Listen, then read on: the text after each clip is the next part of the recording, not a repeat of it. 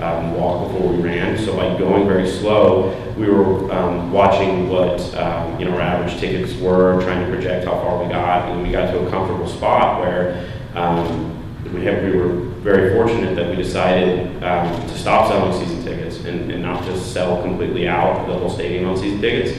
And instead, what we did just last week is we offered everyone else on the list the opportunity to buy single game tickets before they go on sale to the public. The goal with that was to build that relationship and to say that we try to give everyone who put down a deposit an opportunity to buy tickets to a Los Angeles Rams game for 2016.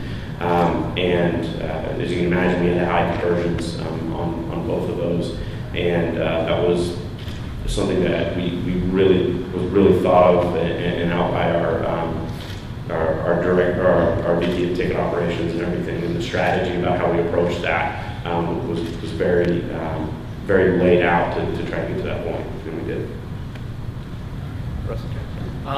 I think NFL, most NFL teams put their tickets out, allowed ticket exchange to open up in June, or people can also start using any other platform. Have you seen an active secondary market based on this? Is it something that people have already jumped into? Can they jump into it right now? Anything interesting there? I mean, the secondary market's the secondary market. The schedule came out and sites had tickets out. That's something that we were paying somewhat attention to, but really our focus has primarily been on the service we can get and looking at all that stuff. That'll be probably a big project that we look back on, is when did those start going up, start posting and everything. Again, this wasn't a normal process for probably most teams. I mean, if you think about it, took a deposit list in January. We didn't start that ticket process until April. So, and even then, we were doing like a wave a week at a time, and that was purposely done to allow people the opportunity to create those relationships. So, it was something we were aware of, and we'd get, I'm sure our PR would get asked questions about. But once you start selling tickets, once people actually know a location, some people will put them on the secondary market. We've got some holiday games on our schedule this year, so I'm sure if we look at the inventory, we'd see a surplus in that. Did you start with mostly a new staff when you moved from St. Louis to LA? And if so, how was your business development or business analytics team any different structure-wise from what you were in St. Louis? So my staff stayed the same. I say that, but there were only two of us. So it wasn't a big, robust staff to come and relocate. We are growing. We'll be hiring probably 2 positions with an intern. Goal is to get those up and running before the end of training camp. And a lot of that is because, again, we're taking our time getting things done, and then as we notice, hey, we need these needs, the goal of the organization is to grow organically, to fill out, and that strategy helps us. To your question about what do we need from Los Angeles versus St. Louis, they're 2 different markets. We want to protect our culture, but let that grow organizationally. At least that's what I'm doing with the staff. Quick question about just, you're going to be in the Coliseum, and it's old. Right. So what kind of fan experience do you hope to provide in that one? And does any of that strategy carry over to when you make the big move to the new stadium? That's a great question, and we're still trying to really get information and data on that. We've never played a game in that facility, so a lot of it is we don't know.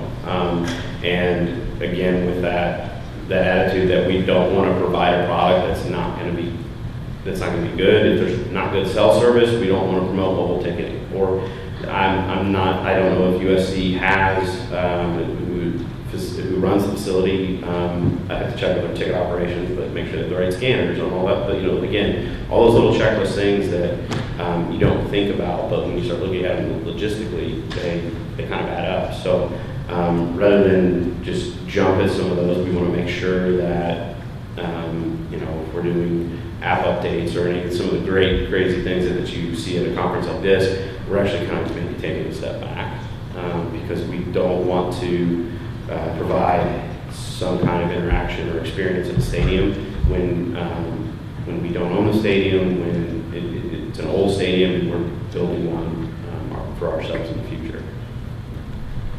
You started off the session saying the St. Louis fan is going to be very different to an LA fan, although you're going to be the same. So thinking with your BI hat on, does that mean you've kind of lost all your historical data and understanding of the way your fans behave, or can you apply some sort of variables and correlations to continue to benefit from that historical data? That's a great question.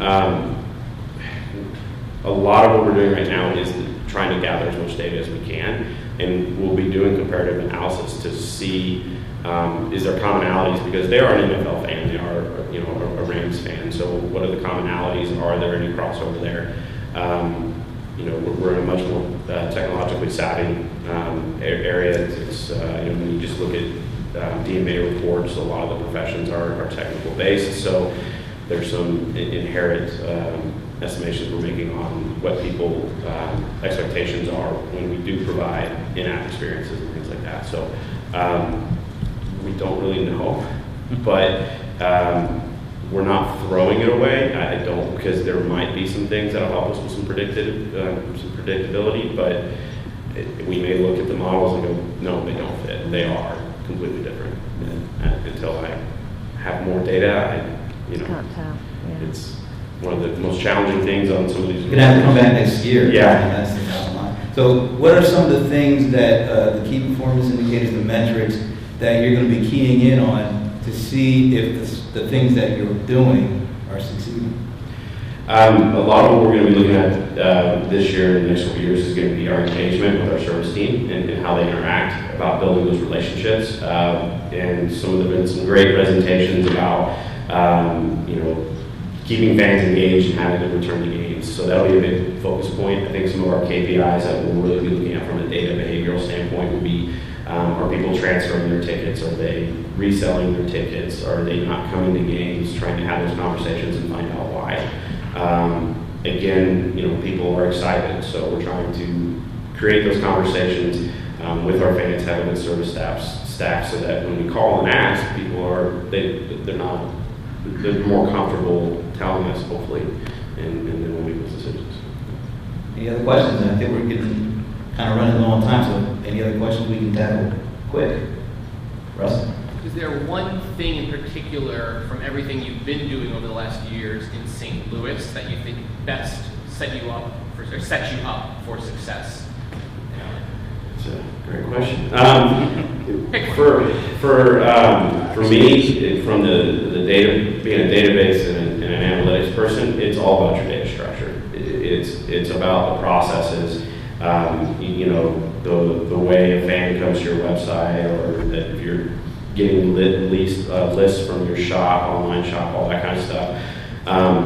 Focusing on those integrations, making sure that they run, understanding where the data is going and how you can look at it. So if you have that foundation already built, which we had been building the last couple of years in St. Louis, when we moved it, those things aren't going to break.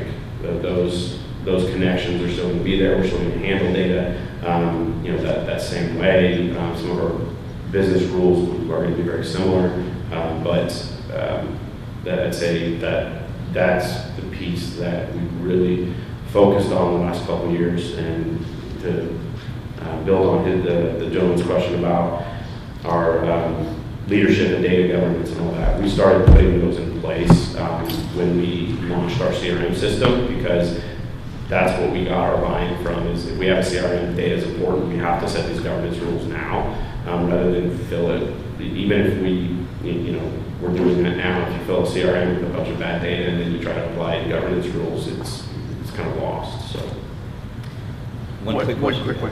So I've told everybody